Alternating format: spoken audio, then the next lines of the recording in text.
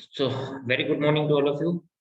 हम लोग सेट्स पढ़ रहे थे ऑलरेडी, और ऑलरेडी हम लोगों ने इसके फर्स्ट 2 लेक्चर्स पढ़ लिए।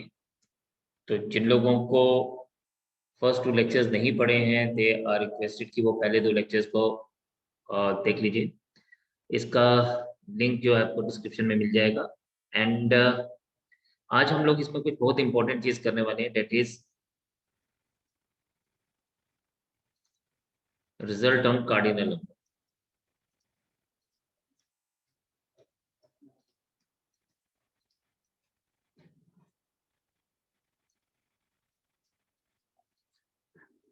तो सबसे पहले है हमारे पास n of A union B is equals to n of A plus n of B minus n of A intersection B।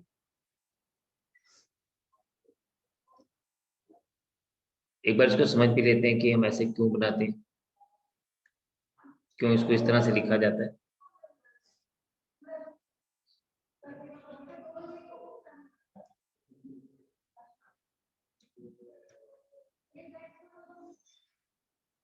तो हमारे पास सपोज यहाँ पे ये A है, ये B है, एंड ये पोर्शन जो है ये आपको पता है कि ये A इंटरसेक्शन B है।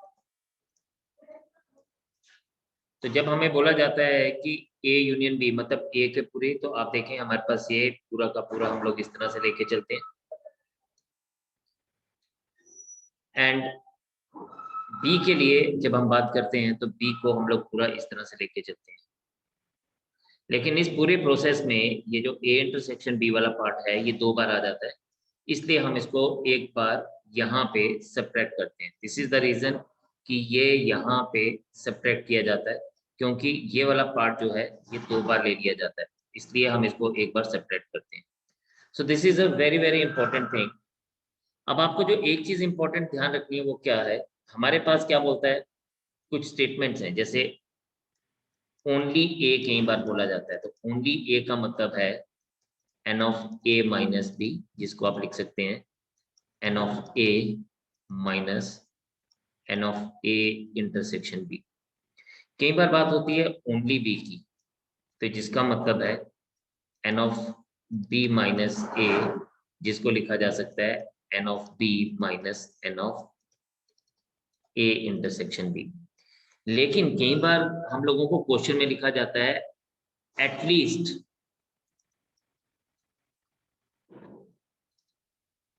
One of the two. जब ये चीज हमें लिखी जाती है, दिस इज वेरी इंपॉर्टेंट, ये हमसे पूछ रहा होता है कि ए यूनियन बी क्या है। Very important, this thing is really very very important. ठीक है, नाउ अगर हम लोग फर्दर इस पे बात करें, इसी चीज को आगे बात करें, तो एक और बात है कि जब कभी भी हमारे पास, ये एक बड़ा इंपॉर्टेंट सा पॉइंट है कि when neither A nor b is given to us, neither a nor b is given, मतलब जो a का भी हिस्सा नहीं है, जो b का भी हिस्सा नहीं है, means neither A nor B को हम लोग कैसे करते हैं, हम इसको ऐसे दिखाते हैं a union b whole dash या complement. That means a union b whole dash is n of u minus n of a union b। ये बात याद रखिएगा, ये बहुत इंपॉर्टेंट सी बात है, क्योंकि क्वेश्चन में ये चीज बहुत बार पूछी जाती है। जैसे जैसे पूछी जाएगी मैं आपको बताऊंगा। तो जब हमारे पास a union b, neither a nor b given है, तो हम इसको n of a union b whole dash लेते हैं। तो इन दैट पर्टिकुलर क्वेश्चन जो टोटल थिंग्स हैं, total is equals to universal set, total is equals to universal set. Otherwise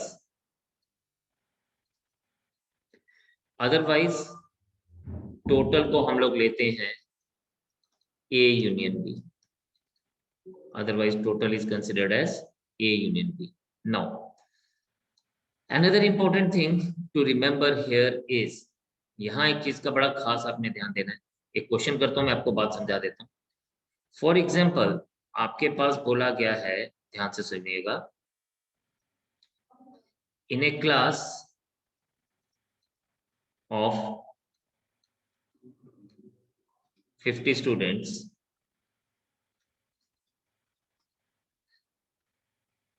30 like quant,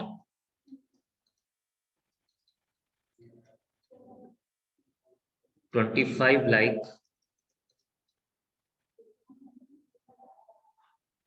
English,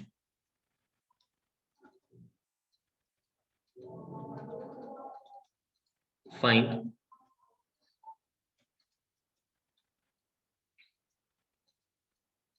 how many like A part, both quant and English,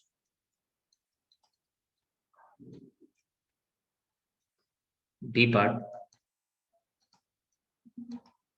only quant, and C part, only English। अब हमसे ये तीन चीजें पूछी गई, तो अगर हम लोग इसको देखें तो ये हमारे पास क्या गिवन है, लेट अस सी दैट। तो हमारे पास ये गिवन है एन ऑफ, ध्यान से समझिएगा। अब यहाँ पे ना हमें ये चीज गिवन नहीं है, मतलब हमें ये चीज नहीं गिवन है। जब हमें ये चीज गिवन नहीं है तो हम लोग N of quant union English is equals to, quant union English is equals to, हम खुद से ही 50 मानेंगे। एन ऑफ क्वांट गिवन है 30, एन ऑफ इंग्लिश गिवन है 25, N of quant intersection English is, हमें फाइंड आउट करना है।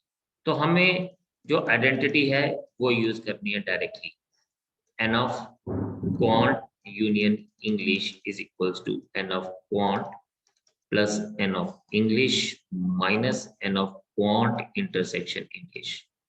आइडेंटिटी यूज की, बस उसके बाद तो सिंपली वैल्यूज लगानी है and we will get our answer. So just see 50 is equals to 30 plus 25 minus n of q intersection English। और हम इसको ऐसे बात कर सकते हैं, n of q intersection English is 30 plus 25 minus 50, so that will give you 5। यानी जो दोनों के लिए सेम है, इट इज 5। जो दोनों को पसंद करते हैं, those who like both English and quant is 5। Now ये तो हो गया हमारा first part.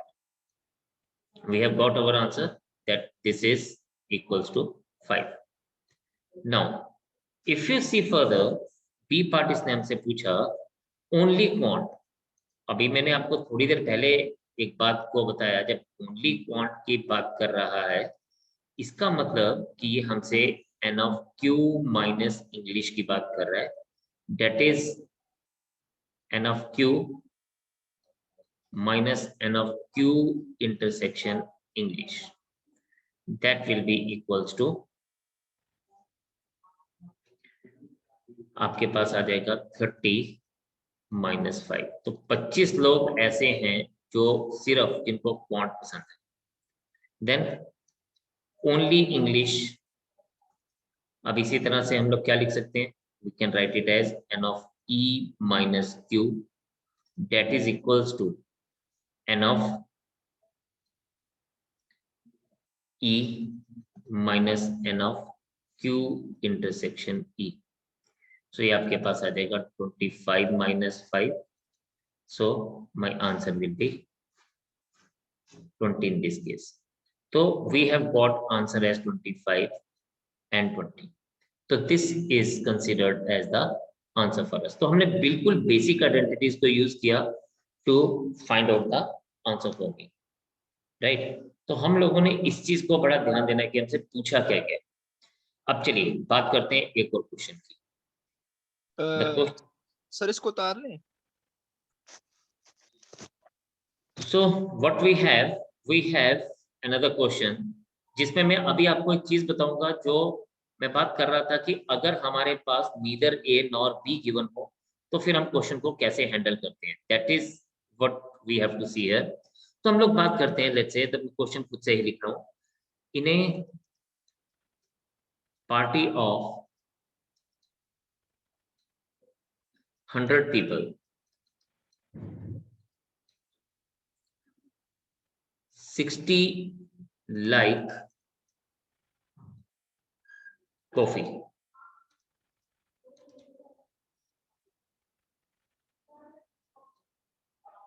70 like tea,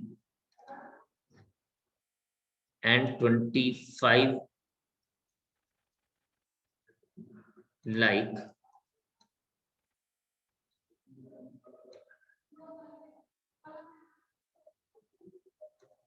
both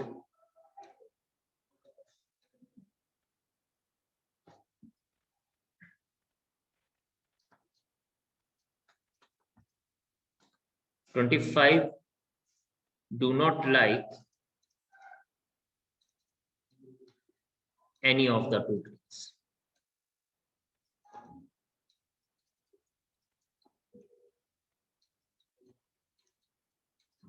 Find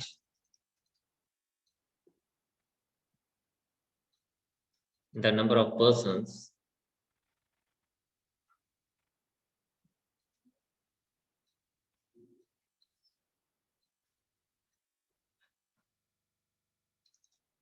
like at least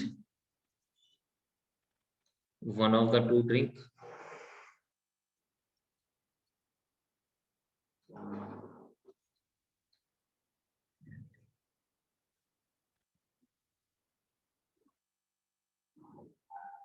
इसको हम फर्स्ट पार्ट ले लेते हैं, like number 1. Number 2, both the drinks.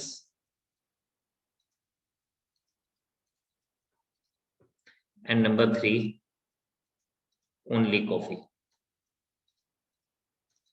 अब इस बात को समझते हैं। देखिए यहाँ पे the word which has come in the question is 25 do not like any of the two drinks. ये जो do not like है ना, अब हमारे कान थोड़े खड़े हो जाने चाहिए कि यार चीजें थोड़ी सी अलग हो गई है।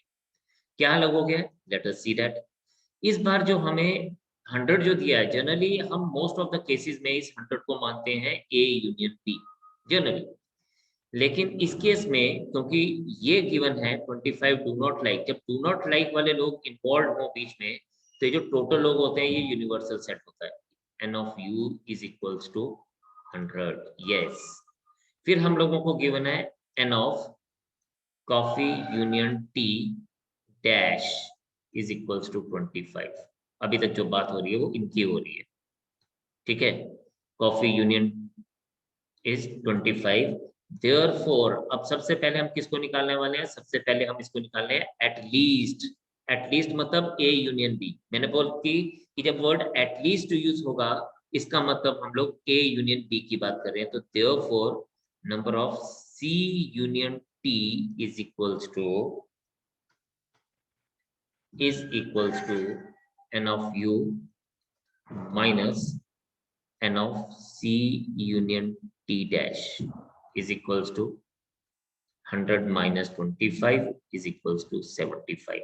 तो हमें पहला आंसर मिल गया that it is 75।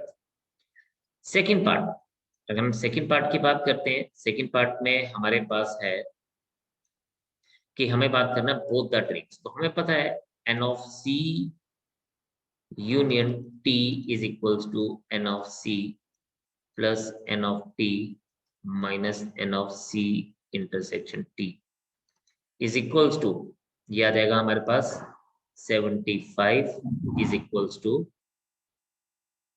60 plus 70 minus N of C intersection T. ठीक, now we have got 75 is equals to 130 minus n of c intersection t, and this implies that अगर हम इसकी बात करें तो हम इसको ऐसे लिख सकते हैं, n of c intersection t is equals to 130 minus 75 is equals to, ये हमारे पास क्या आ जाएगा 55. तो this will be the answer for us. तो we have got second part. तो मेन इंपॉर्टेंट पार्ट था ये जो हमने सी यूनियन टी निकाला, दैट वाज 75. ये हमारे लिए इंपॉर्टेंट था कि हमने किस तरह से फाइंड आउट किया. This was the main important thing to see कि हमने किसको कैसे यूज किया. अब आपके पास ये मिल गया, आपके पास ये मिल गया. अब तीसरी बात वो आपसे क्या पूछ रहा है, तीसरी बात पूछ रहा है ओनली कॉफी. ओनली कॉफी तो बेटा जी आप यहाँ पर डायरेक्टली निकाल सकते हैं, N of C minus n of c intersection t. So I can have it like 60 minus 55 is equals to 5. So जो only टी वाले, only कॉफी वाले लोग हैं जो, वो सिर्फ कितने हैं 5.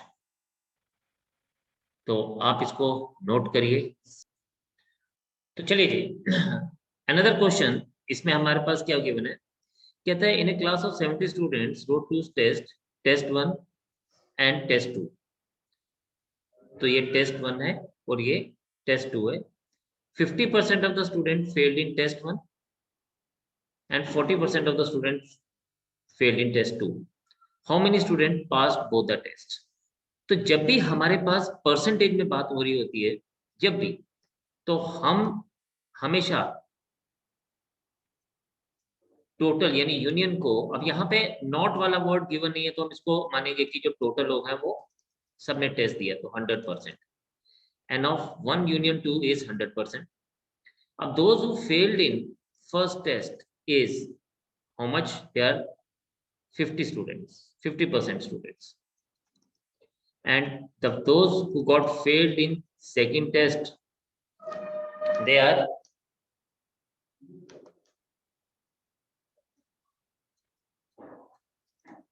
40%. अब हमें फाइंड आउट करना है N of first intersection second. जो एक इंपॉर्टेंट बात यहाँ पे ध्यान देने वाली वो ये है कि जब हमारे पास फेल्ड वाले लोगों की बात हो रही है तो ये सब फेल्ड ही होंगे. तो यहाँ पे N of 1 union 2 is equals to N of 1 plus N of 2 minus N of 1 intersection 2. This is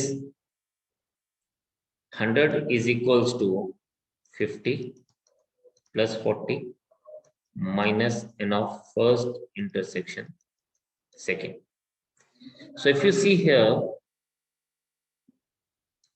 हमारे पास ये क्या बन गया, this implies that 100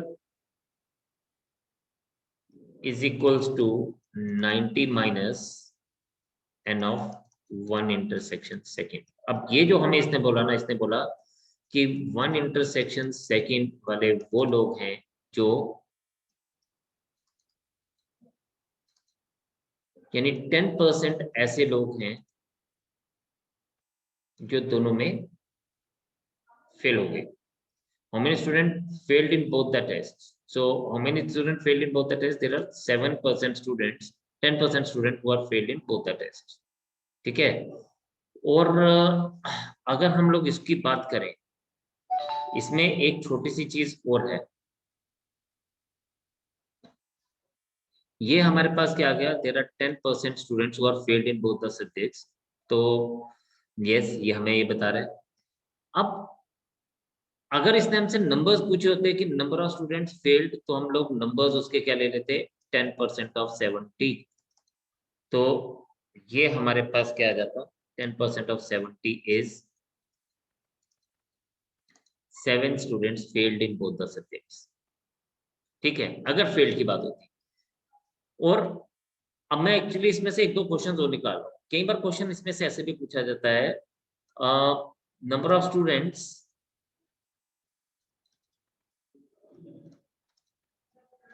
passed in at least one subject, तो फिर मैं क्या लेता, फिर मैं टोटल में से बोथ फेल्ड वाले लोगों को माइनस कर देता, जो जो बोथ सब्जेक्ट्स में फेल्ड है। अगर क्वेश्चन ऐसे भी पूछा जा सकता है, तो वो आता total was 70 and my answer would have been कि यार 63 ऐसे स्टूडेंट्स हैं जो दोनों में पास हो रहे हैं। ठीक है, 63 ऐसे स्टूडेंट्स हैं जो दोनों में पास हो रहे हैं। तो ये हमारा आंसर आता उस केस में। लेकिन अब इसने क्वेश्चन हमसे क्या पूछा, इसने पूछा how many student passed in both test. अब पास वाली बात हो रही है हमारे से, राइट। अब हम इस क्वेश्चन को एक अलग तरीके से लेके चलेंगे। तो अब देखें हम इसको क्या करने वाले, हम इसी बात को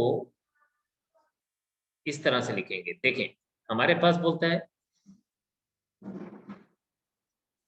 number of students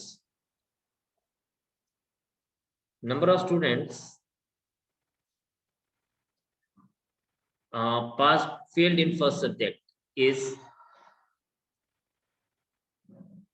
50%। इसका मतलब नंबर ऑफ स्टूडेंट, अगर हम इसको डैश ले लेंगे, यानी ये नंबर ऑफ पास्ट स्टूडेंट्स आ जाएगा, दिस इज अगेन 50%। 100% टोटल थे, जो फेल हो गए उसको छोड़ के बाकी तो पास ही रहेंगे। Number of failed in second subject given है हमें 40%, क्वेश्चन में गिवन है ये, राइट। तो देयरफॉर हम कह सकते हैं नंबर ऑफ पास्ट वाले जो लोग हैं वो कितने आ जाएंगे, number of passed in second subject आ जाएगा हमारे पास 60%। तो देयरफॉर नंबर ऑफ स्टूडेंट्स, अब हमारे पास यहाँ पे अगर हम बात करते हैं तो हमारे पास number of students passed in first and second, वो हमें फाइंड आउट करना है। लेकिन टोटल स्टूडेंट्स तो 100 ही है ना, वो 1 यूनियन 2 की अगर हम बात करेंगे वो तो 100% ही है। ठीक है, अब ये 100% लोग में से अगर आप ध्यान से समझें तो हमने अभी क्या देखा, हमने देखा कि यार देयर वर स्टूडेंट्स जो फेल्ड थे दोनों सब्जेक्ट्स में, यानी वो तो उससे बाहर ही हो गए। तो हमारे पास क्या जाएगा, number of students which are failed in, अब ये डैश वाली बात हो रही है, नंबर ऑफ स्टूडेंट्स फेल्ड वाले कितने लोग थे, यहाँ पे 100% नहीं आएगा, ये बात जो है ये 100% नहीं होगी, ये क्या हो जाएगी, ये हमारे पास आ जाएगी एन ऑफ, ये बड़े, ये ध्यान से समझने वाली बात है। ये टोटल जो हमारे पास लोग थे 1 यूनियन 2, ये हम उनको लेके नहीं चलेंगे, हम क्या लेके चलेंगे, 1 यूनियन 2 में से हम लोग जो दोनों में फेल हो गए, ये वो लोग आ गए, यानी this is equals to 100 minus 10, that is equals to 90%। ये वो लोग हैं जो किसी ना किसी सब्जेक्ट में पास हुए, मतलब जैसे हम लोगों ने यहाँ पे फाइंड आउट किया था। ठीक, अब ये बोलता है therefore students passed in both the subjects, थोड़ा सा ध्यान देने वाला, passed in both the subjects is N of, मैं इसको पास्ड ही लिख देता हूँ, पास्ड इन बोथ ही लिख देता हूँ फिलहाल, नोटेशन पे नहीं जाते, डायरेक्टली लिखते हैं। तो वो आ जाएगा हमारे पास passed in one plus passed in second minus passed in first and second, first और सेकेंड, फर्स्ट और सेकेंड। अब ये पास्ट की बात कर रहा हूं, यानी मैंने किस किस को लिया, मैंने लिया ये 50%, ये 60% और ये 90%। सो ये आ जाएगा 50 plus 60 minus 90 is equals to 20%।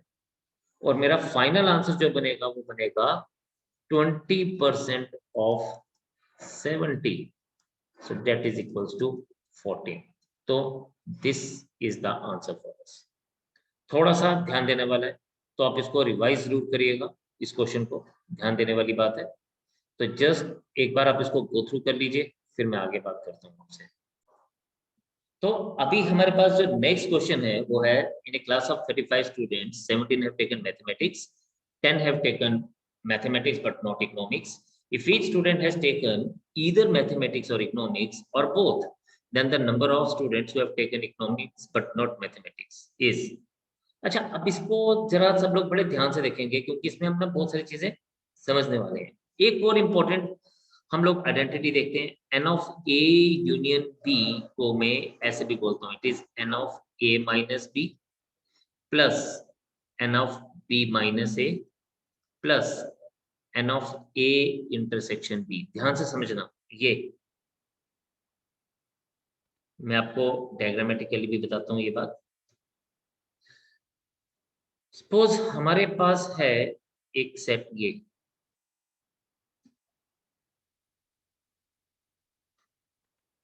ठीक है, देन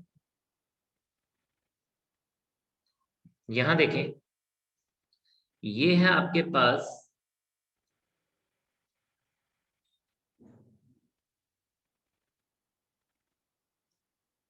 ए माइनस बी, देन ये है आपके पास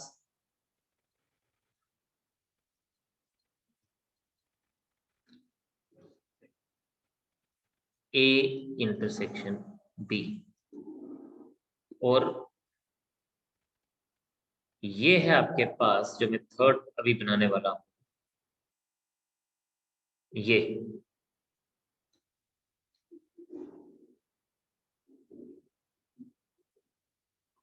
सो दिस थिंग इज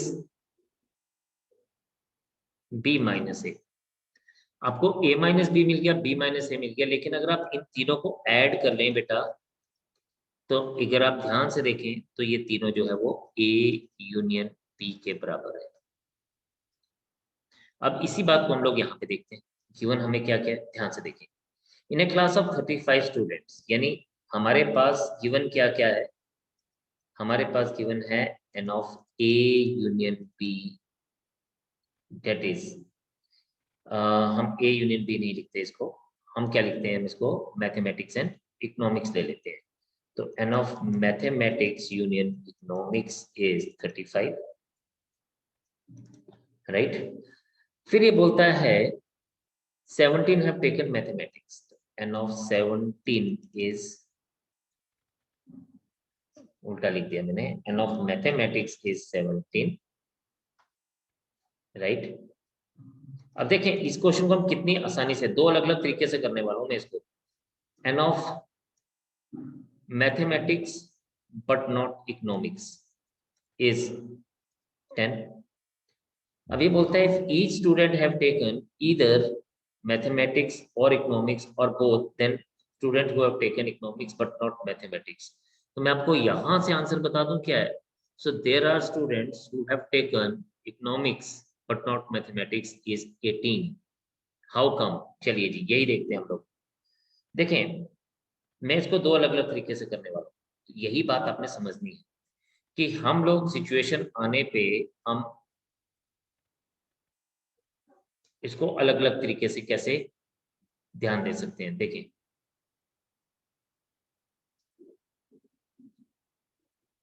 देखिए जी, इसने बोला M यूनियन E 35 है, okay that is fine. Number of mathematics वाले लोग कितने हैं, 17, और number of mathematics minus economics वाले लोग कितने हैं, 10। मैं रेड वाले पूरे को मैथमेटिक्स मान लेता हूँ और इसको पूरे को इकोनॉमिक्स मान लेता हूँ। तो मैथमेटिक्स माइनस इकोनॉमिक्स कितने हैं, 10। यस, मैथमेटिक्स माइनस इकोनॉमिक्स वाले कितने हैं, 10, जो कि यहाँ पे आ रहा है। लेकिन टोटल मैथमेटिक्स वाले कितने हैं, 17। तो बाकी के साथ ऐसे वाले होंगे। अगर आप टोटल मैथ्स को देखेंगे यहाँ पे, if you see total of maths, तो टोटल ऑफ मैथ इज 17, ठीक है। टोटल ऑफ मैथ्स हमें 17 दिख रहा है यहाँ पे, if you see. And mathematics minus economics को देखेंगे तो भी हमें 10 मिल रहा है। अब टोटल लोग कितने थे? टोटल लोग थे 35, 10, 7 तो हमें मिल गए 17, पीछे जो बचे वो इकोनॉमिक्स वाले रह गए, सिर्फ इकोनॉमिक्स वाले। अगर आपसे कोई पूछे कि N of economics minus maths वाले कितने लोग हैं, तो 18। और अगर आपसे कोई पूछे इकोनॉमिक्स वाले टोटल कितने लोग हैं, तो 25। बस this becomes the answer. Venn diagram से हमने आंसर एकदम से फाइंड आउट कर लिया। और अदरवाइज हम इसको कैसे लिखते हैं? अदरवाइज हम इसको ऐसे लिखते हैं, देखिए चीजें तो आपके पास ऑलरेडी है। N of M union E is 35, right? N of M is 17. N of M minus E is 10. इसी चीज को मैं ऐसे लिखता, this implies that N of M minus N of M intersection E is equals to 10. Value लगा देता हूँ, 17 minus N of M intersection E is equals to 10 आ जाता, और 7 is equals to N of M intersection E आ जाता। तो हमें सबसे पहले इसको निकालने की जरूरत पड़ती, जो हमने निकाला। फिर हम क्या फाइंड आउट करते हैं? We no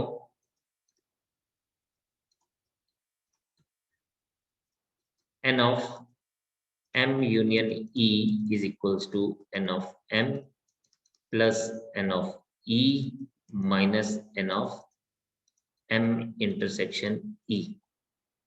This implies that आपके पास इसकी वैल्यू है 35, इसकी वैल्यू है हमारे पास 17। N of E हमें चाहिए, हमें पता ही नहीं है N of E क्या है, तो N of E तो हमें फाइंड आउट करने का है, और ये है -7। तो आपके पास दिख जाएगा 35 minus 17 plus 7 is equals to N of E, and we have got N of E as 25। तो ये तो हम लोगों ने निकाल दिया था देख के ही। And then now N of economic minus maths की अगर हम बात करेंगे, तो N of E minus N of maths intersection economics, that is 25 minus 7, तो N of E minus M is equals to 18। तो आप देखें बच्चे, आंसर तो यहाँ पर भी हमें 18 ही मिला, लेकिन the kind of efforts we put using Venn diagram and using this whole of this thing, तो इट टेक्स मोर टाइम। ठीक है, तो मेरे आपको ये क्वेश्चन बताने का मतलब यही था, मैंने वेन डायग्राम भी इसलिए बताई कि आपको चीजें जो है प्रैक्टिकली दिखें और आप उसको डायरेक्टली इम्प्लीमेंट भी कर पाए, right? So request you to kindly note this thing, and then we will talk on the things further. So we keep here till today, and we will move to the next part, the next session. आज आप इसको go through करिए, revise करिए, जहाँ कहीं भी कोई problem आते हैं तो do ask me. तो bye for today and जय। Bye sir.